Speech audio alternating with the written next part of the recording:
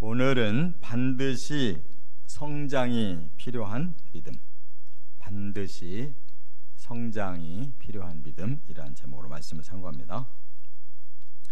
이 히브리서는 이 메시아의 구원론을 중심으로 쓰여져 있어요. 그래서 이제 그 메시아가 바로 예수다. 그래서 그 예수님의 구원을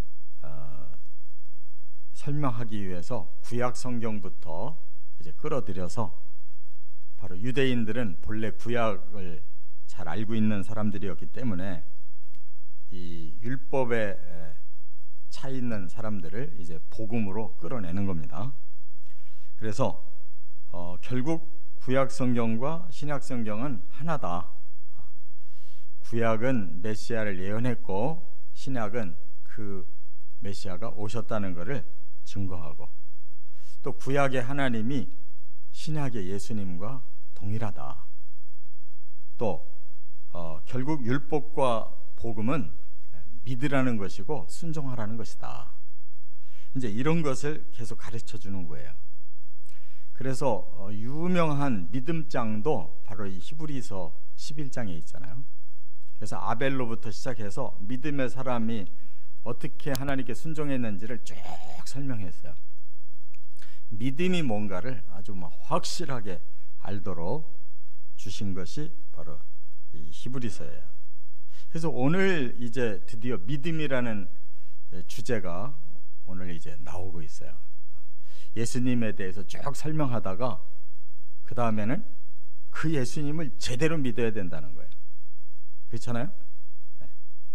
예수님이 중요하고 그 다음에는 그 예수님을 믿어야 되는 게 중요한 거예요. 근데 오늘 본문에 보니까 그 믿음이 제대로 안 돼 있다는 거예요. 그래서 어린아이 같은 믿음, 또 장성한 자의 믿음, 거기서 또 하나 뛰어넘으면 선생의 믿음이 있어요. 너희들의 신앙 연조는 선생이 되고도 남는데 지금 보니까 완전히 어린애다. 이러면 거꾸로 신앙생활 한 거예요. 스타트는 잘했는데 연륜은 깊이 쌓이고 신앙 경력은 풍부하고 받은 직분도 엄청난데 속 알맹이가 없다는 거예요. 영적 어린아이에 불과하다. 이게 보통 지적이 아니죠. 그래서 우리 믿음을 한번 테스트 해봐야 된다는 거예요. 어린애의 믿음이냐, 장성한 자의 믿음이냐, 선생이 되어 있는 믿음이냐, 이걸 한번 살펴보시기 바랍니다. 첫째, 12절 하반절부터 13절 상반절에 보면 어린아이의 믿음을 먼저 설명하고 있는데, 너희가 다시 하나님의 말씀의 초보에 대하여 누구에게서 가르침을 받아야 할 처지다 그랬어요. 그러니까 지금 오래된 신자들을 놓고 얘기하는 거예요. 근데 더구나 그 신자들은 이방인도 아니고 유대인들이에요. 그러니까 선조서부터 내려온 그 믿음이 있거든요. 우리는 하나님이 선택한 민족이다. 아브라함의 자손이다. 옛날부터 우리는 성경 가지고 있다. 하여튼 여러 가지 자부심이 대단한 유대인들이 이제 복음을 믿게 됐어요. 그런데 복음으로 신앙생활 한 지도 오래됐는데 여전히 그 믿음을 까보니까 형편없다는 거예요. 다시 누가 가르쳐줘야 될 상태다, 그 말이에요. 그러면서 말씀의 초보에 머물러 있다고 그랬어요. 초보. 그러니까 이것은 초보라는 말은 아주 기초 상식을 말하는 거거든요. 하나님의 말씀이 이렇게 무궁무진한데 여기서 몇 가지 아는 게 없다는 거예요. 그러니까 예수를 잘 믿어 그러면 복 받고, 예수 잘 믿어 그리고 기도 열심히 해 그러면 복 받아, 요 정도밖에 못하는 거예요. 평생 그렇게 사는 거예요. 예수 잘 믿고 복 받으래요. 복은 복인데 전부 이 세상 복이에요. 하늘나라는 쳐다보지를 않아요. 기도는 하는데 맨날 내가 원하는 것만 하나님 달라 그래. 올해 소원이 뭡니까? 건강입니다. 안 믿는 세상 사람들도 다 건강해. 그것도 좀 영적인 건강이었으면 좋겠는데 몸이 건강해야 된다는 거예요. 이런 것이 초보의 믿음이라는 거예요. 세상 사람들도 다 가지고 있는 거. 그러려면 뭐하러 예수 믿냐고. 열심히 돈 벌어가지고 훌륭한 의사한테 건강검진 받고 그러고 살지 뭐하러 예수 믿어요. 이러한 기초에 머물러 있다는 거예요. 이 성경에 그런 얘기 써 있냔 말이에요. 그러니까 이런 사람들은 단단한 음식을 먹을 수가 없어서 젖을 먹는 아기와 똑같다. 아기가 왜 젖을 먹냐면 아직 이빨이 없어요. 아직 이 오장육부가 튼튼하지 못해서 단단한 거 들어갔다가는 큰일 나는 거예요. 그러니까 하나님이 모유를 만들어서 그거를 어느 정도까지 먹어야 사람이 정상적으로 이제 단단한 것도 먹을 수가 있게 돼가지고 초보 상태에서 먹이는 거예요. 그런데 우리는 신앙생활 하는데 평생 젖만 먹으려고 그래. 이게 문제라는 거예요. 이게 하나님이 이런 말씀을 하신 이유는 제발 좀 깨달으라는 거예요. 우리 나이가 60이고 70이고 80인데 신앙 상태는 젖 먹는 2-3살짜리라는 거예요. 근데 그걸 못 깨달아요. 성장할 나이가 됐는데 성장을 안 하면 외소증이라고 그래요. 외소증.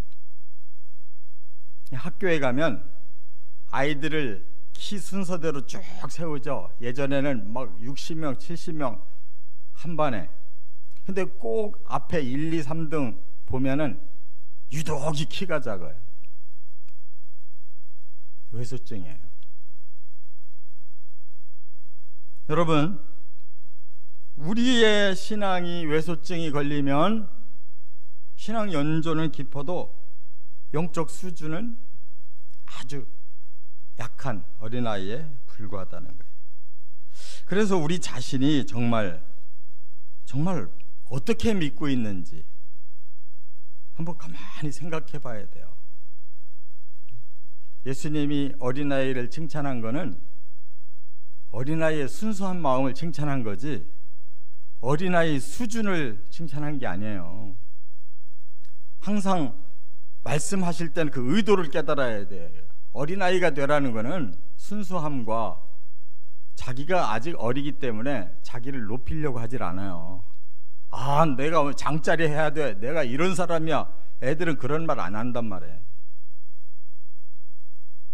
그런 걸 배우라는 거지. 신앙생활이 애들처럼 단단한 음식을 못 먹고 빌빌거리는 가장 초보적인 것에 머물러 있는 이런 신앙생활 하라는 뜻이 아니라는 거예요. 두 번째, 13절 하반절과 14절에 보면 장성한 자의 믿음이 있어요. 그러면 어떤 사람이 장성한 자의 믿음이냐? 여기 13절 하반절에 중요한 말씀이 있어요. 의의 말씀을 경험하지 못한 자, 이게 바로 어린아이예요. 그러면 반대로 말하면 의의 말씀을 경험해야 장성해진다는 거예요. 그러니까 의의 말씀이 뭐예요? 우리가 복음을 통해서 의로워졌잖아요. 복음은 우리 사람을 다 의롭게 만들어서 하나님 자녀로 복귀시키고 천국 백성으로 만드는 게 그게 복음이에요. 그래서 아주 핵심의 단어를 한마디로 말한 거예요. 의의 말씀이다. 이게 복음이에요.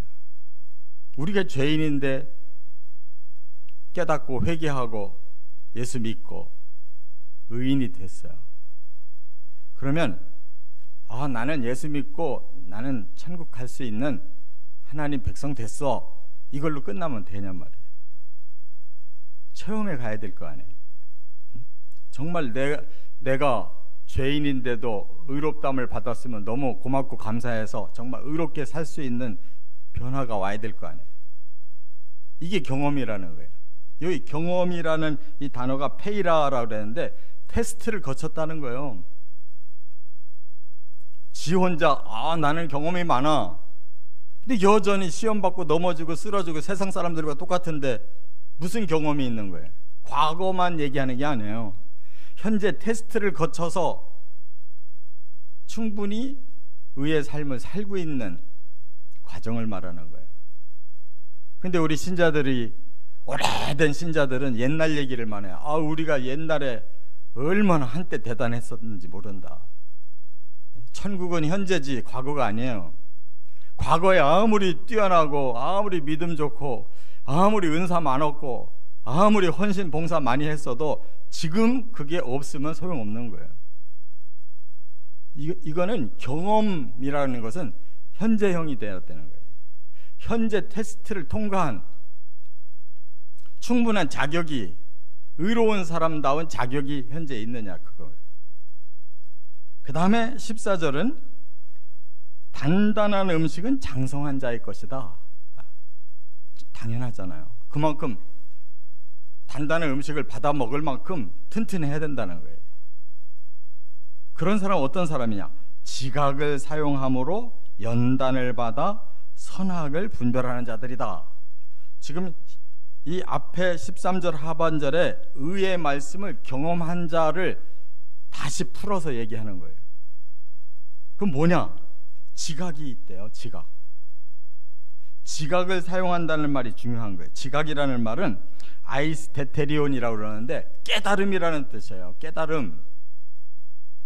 신앙생활을 할 때 계속 깨달음이 생기는 거예요. 내가 이렇게 살면 안 되는구나. 내가 이렇게 변화돼야 되겠구나 라고 계속 자기 자신이 도전을 받아야 되는데, 세상 살려면 할 수 없어, 본래 이런 거야 라고 그냥 다 타협해버렸어요. 노력도 안 해. 그냥 적당히 이렇게 살다 보면 되는 거지. 아예 자신을 초보에다 그냥 둬버렸어요. 이것이 지각이 없는 거예요. 지각이 있는 사람은 영적으로 계속 하나님의 진리와 성령의 감동으로 계속 스파크가 오는 사람이에요. 자기 자신이 들여다보이고 이대로는 안 되는구나 라는 걸 깨닫는 사람이라고. 그 다음에 연단이라는 말은 뭐예요? 헥시스라고 그러는데 연습한단 말이에요. 연습. 그 다음에 체질화된다는 뜻이에요. 체질화라는 게 뭐예요? 그렇게 사람이 만들어지는 거예요.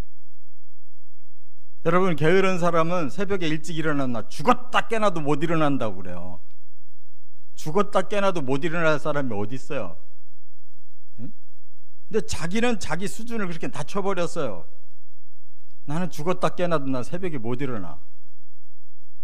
정말 죽음의 위기에서 못 일어날까요? 응? 죽인다고 그러면 안 일어나겠냐고. 그런데 이미 자기를 타협해버렸어요. 이런 사람은 불가능한 사람이에요. 연단이 계속 돼야 돼요. 체질화까지 돼야 돼. 그 다음에 선악을 분별한다 그랬어요. 선과 악이 너무너무 큰 차이가 있잖아요. 계속 선을 행하는 사람이 천국 가는 거고 계속 악을 행하는 사람은 지옥까지 가는 거거든요.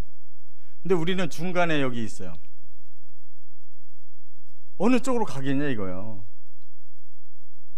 한쪽으로 가야지 양쪽으로 다 갈 수는 없잖아요. 그리고 분별이라는 건 어느 한쪽을 선택하는 걸 말하는 거예요. 신앙생활은 그런 거예요. 한 길을 선택하는 거지 두 길 다 붙잡겠다고 하면 양다리 찢어지는 거예요. 둘 다 실패하는 거예요. 이처럼 선은 칼로 쓰고 악은 카코스예요. 비슷하게 생겼는데 정반대예요. 항상 진리와 가짜는 이렇게 돼 있어요. 진리 같은데 가짜. 바로 여기에 우리가 속으면 안 된다 이 말이에요. 그렇기 때문에 믿음이 장성해야지. 난 어린아이라도 좋아 그러면은 천국 포기한 사람이에요. 이와 같이 우리는 말씀의 체험이 우리에게 체질화가 돼서 그것으로 분별력이 있어서 선한 쪽을 선택할 수 있는 힘이 있어야 그게 신앙이 성장하는 것이다. 끝으로 세 번째, 선생의 믿음이 있어요. 11절과 12절 상반절에 보면 때가 오래되었으므로 너희가 마땅히 선생이 되었을 터인데, 신앙 경력으로 보면 선생이 되고도 남죠. 그런데 너희들이 그렇지를 못하다 하는 것은 그 신앙 연조만큼 믿음도 연조가 깊어졌느냐 그거예요. 어른들, 노인들을 공경하라고 그러는 거는 왜 그러냐면 성경에 보면 노인들이 그만큼 인생을 살면서 많은 경험을 해가지고 지혜가 쌓여 있다는 거거든요. 나이만 잔뜩 먹었지 어린애들 짓을 하는 노인들은 이런 말에 해당이 안 되는 거예요. 나 나이 많이 들었으니까 나 존경받아야 되겠다. 천만에. 성경은 나이 많은 거를 존경하라고 한 게 아니라 나이만큼 지혜가 쌓인 그를 존경하라는 뜻이에요. 나이가 먹은 만큼 사람이 성숙하고 경험을 한 만큼 사람이 만들어져야 될 거 아니에요. 나이만 많아가지고 나이 많은 사람 대접만 받으려고 하는 사람들, 그건 성경에서 존경하라는 대상이 아니에요. 때가 오래되었으면 마땅히 선생 돼야 되잖아요. 그만큼 많이 경험했고 많이 배웠고 많은 것이 시간의 기회가 왔잖아요. 많은 기회가 왔는데 왜 그 기회를 다 버렸냐 말이에요. 그러면서 겉으로만 가지고 있는 직분과 권위와 여러 가지 혜택만 그대로 가지고 있으려고 하면 그게 통하겠냐 말이에요. 그렇기 때문에 선생이라는 말은 디다스칼로스, 가르쳐야 되는 거예요. 가르쳐야 돼. 남을 가르칠 수 있는 그런 능력이 있어야 선생이지, 그냥 나이 많은 선생님하고 존경만 받으려고 하면 안 된단 말이에요. 선생은 가르칠 능력이 있는 사람이 선생인 거예요. 예수님이 너희들은 함부로 선생이 되려고 하지 마라, 그 말은 뭐예요? 제대로 가르칠 능력도 없으면서 존경만 받으려고 하지 마라. 그런 사람은 하나님 앞에 심판이 크다는 거예요. 그러면서 11절에 예를 들었어요. 멜기세덱에 대한 예를 들었어요. 왜? 바로 앞절에서 멜기세덱의 영원한 반차를 따라오신 분이 예수님이라고 설명했잖아요. 그런데 이게 대단히 어려운 말이거든요. 왜? 멜기세덱은 창세기 14장에 잠깐 나오고 안 나와요. 그리고 시편에서 메시아 예언에 멜기세덱이 나오고, 그 다음에 지금 히브리서에 멜기세덱이 나오는데 여기 5장에 잠깐 이렇게 나오고 7장으로 넘어가면 멜기세덱에 대해서 자세하게 풀어주고 있어요. 그러니까 창세기 14장이 뭔지를 모르는데 그분이 바로 메시아라고 시편에 설명하고 있고, 지금 예수님이 바로 그 멜기세덱이라는 것을 말씀하고 있고, 다시 7장으로 넘어가면 바로 그 멜기세덱의 원리대로 바로 예수님이 모든 걸 다 이뤄 놓으셨다는 거예요. 근데 이런 것을 영적인 무지한 사람들은 까막눈이라 못 알아듣는 거예요. 제가 어제도 말씀드렸잖아요. 이렇게 성경은 깊은 것이다. 이게 바로 선생의 믿음인 거예요. 하나님은 창세기부터 계시록이 다 현장이에요. 하나님 눈에는. 왜? 영원하신 분이기 때문에. 사람들은 창세기는 아주 과거의 책이에요. 지금부터 뭐 BC 몇천 년. 그러나 계시록은 또 아주 미래의 세계예요. 언제 올지도 모른대요. 그러니까 관심이 없어요. 근데 우리는 하나님 나라에 가서 영원히 현재를 살 사람들이거든요. 그렇다면 하나님 눈으로 창세기도 보여지고 계시록도 보여져야 될 거 아니에요. 그러면 그때 비밀이 풀리는 거예요. 성경의 비밀이 왜 갑자기 멜기세덱 얘기가 창세기에 잠깐 있는데 지금 이 얘기가 나오고 있는지 다 풀어지는 거예요. 결국 메시아이신 예수를 설명하는 단어라는 말이에요. 하나님은 아브라함 시대에 이미 예수님을 보내셔서 믿음의 선조로 삼은 아브라함에게 경배를 받게 했단 말이에요. 그 메시아는 영원전부터 계신 하나님이에요. 그분이 오죽 사람을 사랑하고 오죽 갑갑하면 사람으로 오셔가지고 이처럼 십자가를 지셨는데, 그렇게 해서 만들어 놓은 구원을 2000년 동안이나 지금 지체하고 있는 이유는 사람들을 다 구원해야 되기 때문에,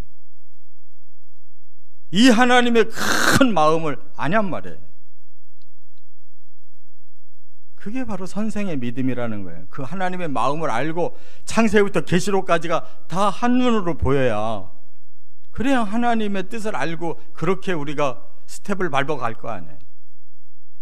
신앙생활은 평생 했는데 그런 영적인 감각과 그 마음이 없다면 성경을 펴볼 생각이 없고 그냥 한 주간 선반에다 올려놓고 계속 먼지만 떨어가면서 신앙생활을 한다면 어떻게 우리가 그 예수님을 통해 천국을 가겠냐 그 말이에요. 여기 보니까 11절에 왜 그러냐 이유를 얘기했어요.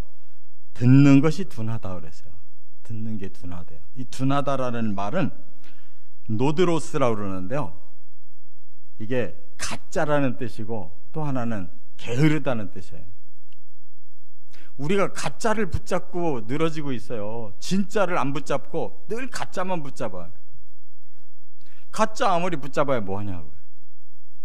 또 너무 게으른 거예요.